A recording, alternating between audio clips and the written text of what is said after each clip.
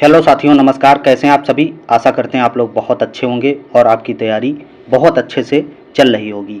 UP police री exam के लिए यह क्लास जो होगी बहुत महत्वपूर्ण होगी। इस क्लास के माध्यम से हम आपको एक डेमो दिखा रहे हैं। बाकी बहुत सारी चीज़ें इसके अंतर्गत आती हैं, वो आपको कवर करनी होंगी। उसके लिए हम एक आपको पीडीएफ दे देंगे व्हाट्सएप पे, और या तो जो मेरा चैनल है व्हाट्सएप चैनल, वहाँ पर हम उस पीडीएफ को डाल देंगे, तो वहाँ से आप पढ़ लेना। इस वीडियो को हम इसलिए बहुत ज़्यादा बड़ा नहीं करना चाहते हैं, क्योंकि वीडियो के माध्यम से हम आपको एक डेमो दिखाएंगे कि प्रश्न कहाँ कहाँ से आए थे और कहाँ कहाँ से फंसेंगे। बाकी जो कंटेंट होगा वो मैं पीडीएफ के माध्यम से आपको व्हाट्सएप ग्रुप, व्हाट्सएप चैनल में प्रोवाइड करा दूँगा, तो आप वहाँ से उसको पढ़ के अच्छे से नेक्स्ट जो एग्ज़ाम होने वाला है आपका री एग्ज़ाम यूपी पुलिस का, उसमें जो है प्रश्न सही कर सकते हैं। तो इसमें जो है एक प्रश्न हर शिफ्ट में लगभग आया था।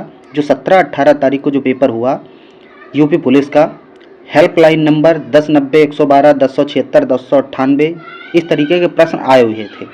तो जब आपको पता नहीं होता है तो कैसा भी प्रश्न होता है तो वो बहुत ज़्यादा कठिन ही लगता है।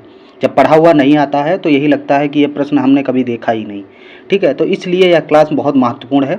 जो प्रश्न आए हुए थे वही हम आपको इस वीडियो में दिखा रहे हैं, कौन कौन से प्रश्न आए हुए थे और किस किस टॉपिक से आपको आगे तैयारी करनी है।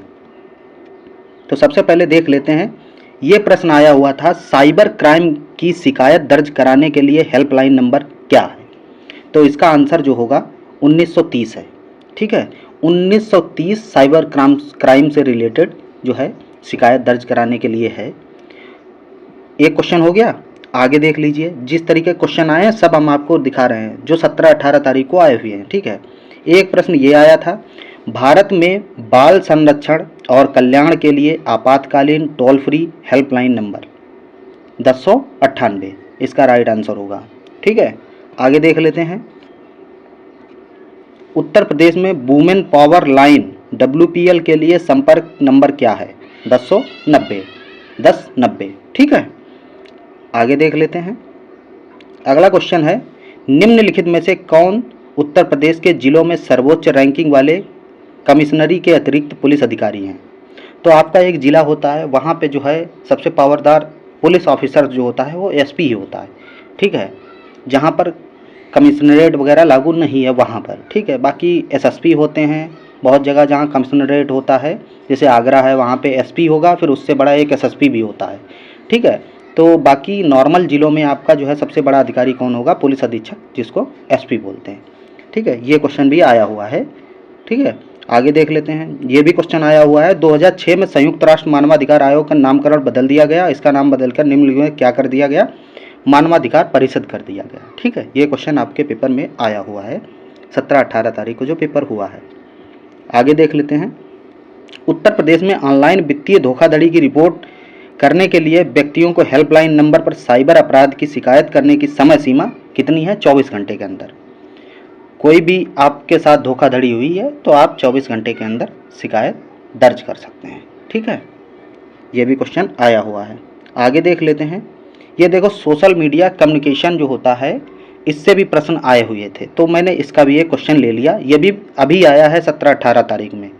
सोशल मीडिया नेटवर्क के पहले जिसे फेसबुक इंक के नाम से जाना जाता था, नाम बदलकर क्या कर दिया गया? मेटा।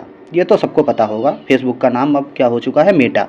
ठीक है, जैसे ट्विटर का एक चिड़िया आती थी अब X हो चुका है, तो इस तरीके से इसका भी बदला गया था। ये अगला क्वेश्चन है, ये जनगणना से रिलेटेड आया था, इसको भी मैंने ले लिया है। भारत में जनगणना संगठन के लिए सर्वोच्च पद कौन सा है? भारत के रजिस्ट्रार जनरल एवं जनगणना आयुक्त। ठीक है, ये भी प्रश्न आया हुआ था।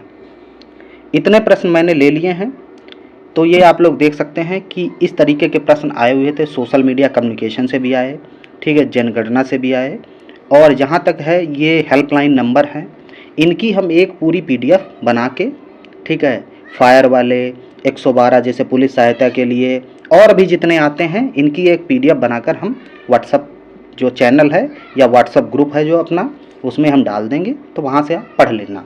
बहुत लंबा वीडियो बनाने की आवश्यकता नहीं थी, बस खाली एक डेमो दिखाना था कि इस तरीके के भी प्रश्न आए हुए थे। तो आपको पढ़ना सिलेबस के अनुसार है, जो हमारा सिलेबस है प्रश्न उसी से आएंगे। फिर ठीक है, आप अच्छा स्कोर कर सकते हैं। चाहे जो कह रहा था कि फर्स्ट शिफ्ट में पेपर सरल था, सेकंड में कुछ नहीं था भाई, हर शिफ्ट में एक जैसा पेपर था। मुझे नहीं लगा कि जीएस मैंने चारों सेट हल किए, जैसे मैंने उसके बाद में आज तक देखा भी नहीं था अभी तक कि जो मेरा पेपर हुआ था 17 तारीख को फर्स्ट पेपर, उसके बाद में जो 3 पेपर हुए ना तो मैंने उनकी जीएस देखी ना हिंदी देखी, कुछ नहीं देखा था मैंने। जब मैंने जीएस को किया 3 जो सेट हुई है हमारे पेपर के अलावा, उनमें में भी मेरा स्कोर जीएस में 29, 30, 31 जा रहा है। तो इसका मतलब है लगभग पेपर एक जैसा है। एक आध क्वेश्चन की मैं नहीं कह सकता कि किसी में एक आध क्वेश्चन भले ही टफ आया हो, बाकी मुझे ऐसा नहीं लगा कि कोई भी शिफ्ट में जीएस का जो है लेवल टफ था। सब में एक जैसा था, 30, 31 अच्छा स्कोर करने वाला था। ठीक है, तो बाकी अच्छे से तैयारी करते रहो, जीएस में भी जो है अपना फोकस रखो। और मैथ आपकी बहुत कम आती है तो उसको 4 पेपर जो आए हुए थे उनको एक बार सॉल्व कर लेना, उसी के अनुकूल अब पढ़ना मैथ को। ठीक है, बहुत ज़्यादा कठिन आपको पढ़ने की ज़रूरत नहीं है। जो 4 पेपर आए हुए हैं 17-18 तारीख को, उनके अनुकूल, जो 18-19 2018-19 में पेपर हुए थे उनके अकॉर्डिंग जेल वार्डन इतने पेपर सॉल्व करके इन्हीं के अकॉर्डिंग आगे मैथ सॉल्व करना। बाकी टेक्स्ट बुक है उससे लगाते रहना, 20-20 सेक्शन वाइज बहुत सारे मैथ के क्वेश्चन उसमें दिए गए हैं। अगर आज से भी लगाएंगे तो जब तक पेपर होगा तब तक लगाते ही रहेंगे, कभी ख़त्म नहीं होगा टेक्स्ट बुक। तो मेरी राय यही है कि मैथ को आप टेक्स्ट बुक जो है अच्छे से करिए, 20-20 सेक्शन वाइज है, डेली 2 सेट लगाइए मैथ के, 2 रीजनिंग के लगाइए, बाकी अपना पूरा टाइम जीएस हिंदी को दीजिए। रीजनिंग में इतना और मैथ में इतना ज़्यादा टाइम देने की आवश्यकता नहीं है आपको। बाकी मानसिक अभिरुचि से रिलेटेड जो क्वेश्चन होते हैं वो मैं बता चुका हूँ आपको किस तरीके से हल होते हैं, तो उनको भी आप अच्छे से वहाँ पे कर लेना।